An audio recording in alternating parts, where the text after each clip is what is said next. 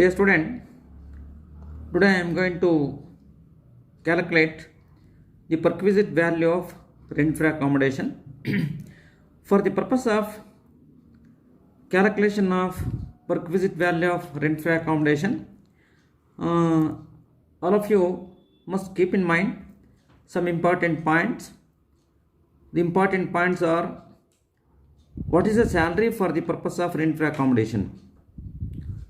ಅಂದರೆ ಸ್ಯಾಲ್ರಿ ಅಂದರೆ ಏನು, ಇದು ಒಂದೇ ಮೇಯ್ನು. ಸ್ಯಾಲ್ರಿ ಲೆಕ್ಕ ಹಾಕದೆ ಮೇಯ್ನ್ ಇಲ್ಲಿ.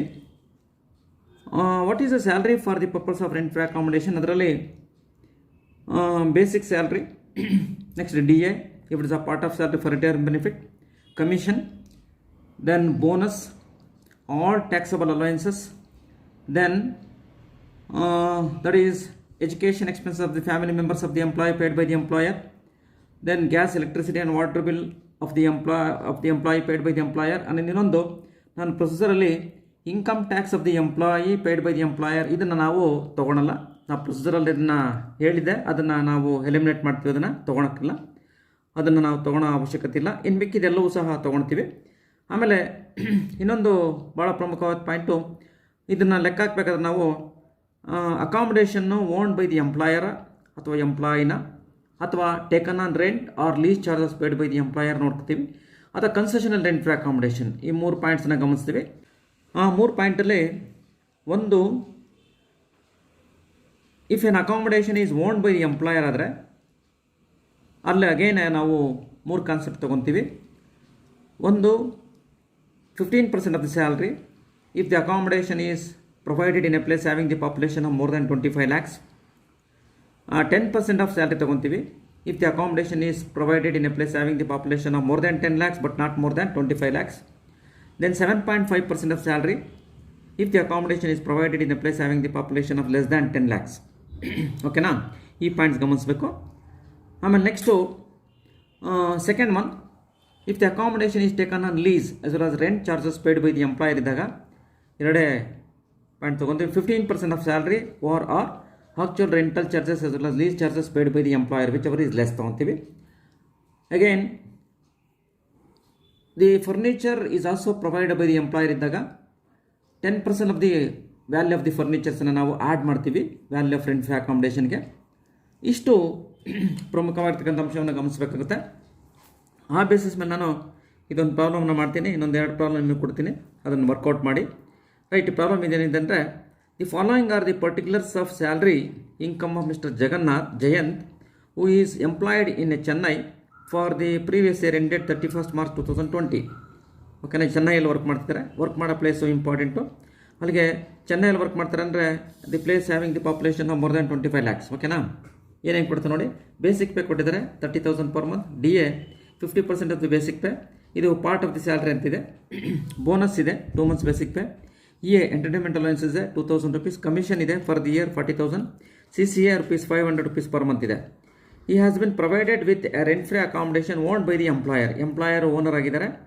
And fair rental value of the house is rupees 25,000 per month. ಇಲ್ಲಿ ರೆಂಟ್ ಫ್ರೀ ಅಕಾಮಿಡೇಷನ್ ಮಾಡಬೇಕಾದ್ರೆ ನಾವು ಫೇರ್ ರೆಂಟಲ್ ವ್ಯಾಲ್ಯೂಗೆ ನಾವು ಮಹತ್ವ ಕೊಡಲ್ಲ. That should not be taken in account. ಇಲ್ಲಿ ಇಷ್ಟು ಇನ್ಫಾರ್ಮೇಷನ್ ಕೊಟ್ಟು compute is taxable income of rent free accommodation for the assessment year 2020 and 21, assuming that ಏನು ಹೇಳ್ತಾನೆ, is a government employee, the license fees of rent free accommodation is fixed by the government is rupees 5,000 per month. ಅಲ್ಲಿಗೆ next is a non government employee. 2 ಅಂಶ ಕೊಟ್ಟಿದ್ದಾನೆ. Government employee ಇದ್ದಾಗ ನಾನು ಹೇಳಿದ್ದೀನಿ ಪ್ರೊಸೀಜರಲ್ಲಿ, whatever may be the license fees fixed by the government, that is the value of rent free accommodation taxable in the hands of the government employee. ಓಕೆನಾ? ಇನ್ case of non government employee ಆಗ ನಾವು rules and ರೆಗ್ಯುಲೇಷನ್ಸನ್ನು follow ಮಾಡ್ತೀವಿ. ನೋಡಿ, ಈ ಪ್ರಾಬ್ಲಮಲ್ಲಿ ಚೆನ್ನೈಯಲ್ಲಿ accommodation ಕೊಟ್ಟಿದ್ದಾರೆ. ಆ ಅಕಾಮಿಡೇಷನ್ನು owned by the employer ಇದ್ದಾನೆ. That Chennai ಅಂತಂದ ತಕ್ಷಣ ಮೋರ್ ದ್ಯಾನ್ 25 lakhs ಪಾಪ್ಯುಲೇಷನ್ ಇರುತ್ತೆ. ರೈಟ್? ಆಮೇಲೆ ಈ ಎಲ್ಲ ಇನ್ಫಾರ್ಮೇಷನ್, ಸ್ಯಾಲ್ರಿ ಇನ್ಫಾರ್ಮೇಷನ್ ಕೊಟ್ಟವ್ರೆ. ಇಲ್ಲಿ ರೆಂಟ್ ಫ್ರೀ ಅಕಾಮಿಡೇಷನ್ ಮಾಡಬೇಕಾದ್ರೆ ಇದು ನಿಮಗೆ 6 marks ಕೇಳಲ್ಲ ಈ ಪ್ರಾಬ್ಲಮನ್ನು. ಮೇಯ್ನ್ ಪ್ರಾಬ್ಲಮಲ್ಲೇ ಇದೊಂದು ಪಾಯಿಂಟ್, 2 ಪ್ರಾಬ್ಲಮ್ ಕೇಳ್ತಾರೆ ನಿಮಗೆ. ಒಂದು ಪ್ರಾಬ್ಲಮಲ್ಲಿ ಎಚ್ ಆರ್ ಕೇಳ್ತೀನಿ, ಇನ್ನೊಂದು ಪ್ರಾಬ್ಲಮಲ್ಲಿ ರೆಂಟ್ ಫ್ರೀ ಅಕಾಮಿಡೇಷನ್ ಕೇಳ್ತಾರೆ. ಅಲ್ಲಿ ಮೇನ್ ಪ್ರಾಬ್ಲಮಲ್ಲಿ ನಿಮಗೆ ಮೇ ಬಿ 2 ರಿಂದ 3 marks ನಿಮಗೆ ವೆಯ್ಟೇಜ್ ಕೊಟ್ಟಿರ್ತೀವಿ. ಇಲ್ಲಿ ನಾವೆಲ್ಲ ಕ್ಯಾಲ್ಕುಲೇಷನ್ ಮಾಡಿ ಪ್ರಾಬ್ಲಮಲ್ಲೇ ಮಾಡಬೇಕಾಗುತ್ತೆ. ಈಗ ನೋಡಿ, ಈ ಪ್ರಾಬ್ಲಮಲ್ಲಿ ಏನು ಮಾಡಬೇಕಂದ್ರೆ ನೀವು first government employee, first government ಎಂಪ್ಲಾಯಿಗೆ ಅವರೇ ಲೈಸೆನ್ಸ್ ಫೀಸ್ ಫಿಕ್ಸ್ ಮಾಡಿದ್ರೆ that is 5,000 rupees per month. That is 5,000 into 12 ಅಂತಂದರೆ 60,000 rupees is a taxable value of perquisites in case of government employee. ಓಕೆನಾ? ನೆಕ್ಸ್ಟ್ ನಾನ್ ಗೌರ್ಮೆಂಟ್ ಎಂಪ್ಲಾಯಿ ಬಂದಾಗ ನಾವು salary first ಲೆಕ್ಕ ಹಾಕಬೇಕು. ಓಕೆನಾ? ಸ್ಯಾಲ್ರಿಲಿ ನಾನು ಪ್ರೊಸೀಜರ್ ಏನು ಹೇಳಿದ್ದೀನಿ, income tax of the employee paid by the employer that should not be taken into account. ತೊಗೊಳಂಗಿಲ್ಲ ಅದನ್ನು, ಬಟ್ ನಾನು ಡಿಲೀಟ್ ಮಾಡಿದ್ದೀನಿ. ಈಗ ಡಿಲೀಟ್ ಮಾಡ್ಕೊಳ್ಳಿ ನೀವು ಅದನ್ನು. That should not be taken into account. ಇನ್ನೆಲ್ಲ ಅಂಶಗಳನ್ನು ತೊಗೊತೀವಿ. ನೋಡಿ, ನಾನ್ ಗೌರ್ಮೆಂಟ್ ಎಂಪ್ಲಾಯಿಗೆ salary for the purpose of RFA. ಓಕೆನಾ? ನೋಡಿ, ಇಷ್ಟೇ ಸಿಂಪಲ್ಲು. RFAಗೆ ಏನೇನು ಮಾಡ್ತೀವಿ? ಬೇಸಿಕ್ ಸ್ಯಾಲ್ರಿ ಇದೆಯಾ, ತೊಗೊತೀವಿ. DA ಅದು ಪಾರ್ಟ್ ಆಫ್ ಸ್ಯಾಲ್ರಿನಾ? ಎಸ್, ಪಾರ್ಟ್ ಆಫ್ ಸ್ಯಾಲ್ರಿ ತೊಗೊತೀವಿ. Bonus 2 months basic pay 2 into 30,000 60,000. EA 2,000 into 12 that is 24,000. Commission ಅವರೇ ಒಟ್ಟು ಕೊಟ್ಬಿಟ್ಟಿದೆ. ಅದು per annum. Commission always be calculated on yearly basis. For the year ಅಂತ ಕೊಟ್ಬಿಟ್ಟಿದ್ದಾರೆ. That is 40,000 rupees. Then CCA 500 rupees into 12 6,000 rupees. ಓಕೆನಾ? ಈಗ total ಮಾಡ್ಕೊಂಡ್ರೆ 6,70,000 ಬಂತು. This is a salary for the purpose of RFA. ಓಕೆನಾ? ಈಗ ಏನು ಮಾಡ್ತೀವಿ? The accommodation is owned by the employer ಅಂದಾಗ ಅಲ್ಟಿಮೇಟ್ಲಿ ನೇರವಾಗಿ ನಾವು 15% ಆಫ್ ದಿ ಸ್ಯಾಲ್ರಿ. ನೋಡಿ, RFA ಚೆನ್ನೈಯಲ್ಲಿದೆ. That is 15% of salary. 15% of 6,70,000 ಅಂದರೆ 1,05,000 rupees is a taxable value of ಪರ್ಕ್ವಿಸಿಟ್.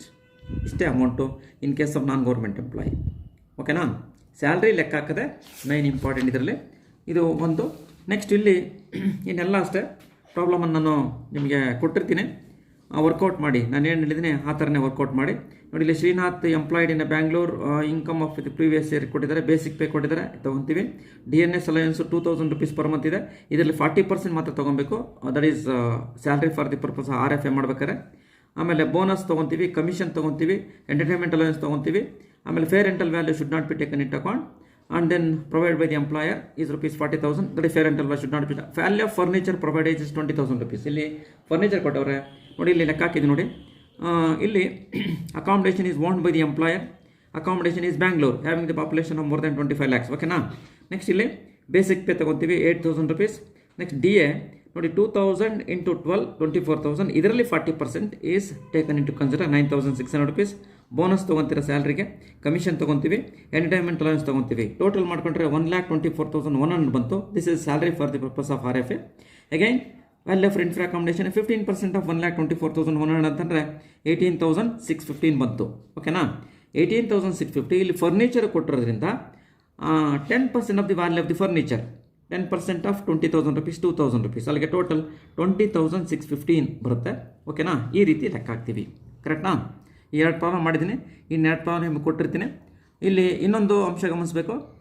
ಇವನ್ ಕೆಲವು ತಿಂಗಳು ಅವನು ಬಾಡಿಗೆ ಮನೆಗಿರ್ತಾನೆ ಅಥವಾ ಸ್ವಂತ ಮನೆಗಿರ್ತಾನೆ. ಸ್ವಂತ ಮನೆಗಿದ್ದರೆ ಯಾವುದೇ ಕಾರಣಕ್ಕೆ ನಾವು ರೆಂಟ್ ಫ್ರೀ ಅಕಾಮಿಡೇಷನ್ ಕೊಡ್ಲಿಕ್ಕೆ ಬರಲ್ಲ. ಓಕೆನಾ? ಅವನು ರೆಂಟ್ ಫ್ರೀ ಅಕಾಮಿಡೇಷನ್ನು ಎಂಪ್ಲಾಯರ್ ಕೊಟ್ಟಿರಬೇಕು, ಅಥವಾ ಎಂಪ್ಲಾಯರ್ ಕೊಟ್ಟಿದ್ರು ಎಂಪ್ಲಾಯರ್ ಏನು ಮಾಡ್ತಾನೆ, ಅದು ಬಾಡಿಗೆ ಕೊಟ್ಟಿರಬೇಕು. ಅಥವಾ ಇನ್ನೊಂದು, ಎಂಪ್ಲಾಯರ್ ಏನಾದರೂ ಎಂಪ್ಲಾಯಿ ಕಡೆಯಿಂದ ರೆಂಟ್ ಅಮೌಂಟನ್ನು ಎಂಪ್ಲಾಯಿ ಕಡೆಯಿಂದ ಕಲೆಕ್ಟ್ ಮಾಡ್ಕೊಂಡಿದ್ರೆ ಆಗ ನಾವೇನು ಮಾಡ್ತೀವಿ, ಕನ್ಸೆಷನಲ್ ರೆಂಟ್ ಫ್ರೀ ಅಕಾಮಿಡೇಷನ್. ಈಗ ನಾವೇನು ಮಾಡ್ತೀವಿ, 20,615 ಇದೆಯಲ್ಲ, ಇದರಲ್ಲಿ rent paid by the employee minus ಮಾಡಿ ರಿಮೈನಿಂಗ್ ಅಮೌಂಟ್ ಟ್ಯಾಕ್ಸಬಲ್ ಅಂತ ಕನ್ಸಿಡರ್ ಮಾಡ್ತೀವಿ. ಓಕೆನಾ? ಈ ರೀತಿ ಪ್ರಾಬ್ಲಮನ್ನು ಮಾಡ್ತೀವಿ. ಇನ್ನು 2 ಪ್ರಾಬ್ಲಮ್ ನಿಮಗೆ ಕೊಟ್ಟಿರ್ತೀನಿ, ವಾಟ್ಸಪ್ಪಲ್ಲಿ ಕಳಿಸಿರ್ತೀನಿ. ಅದನ್ನು ನೀವು ವರ್ಕೌಟ್ ಮಾಡಿ ಮನೇಲಿ. ಓಕೆನಾ? ರೈಟ್.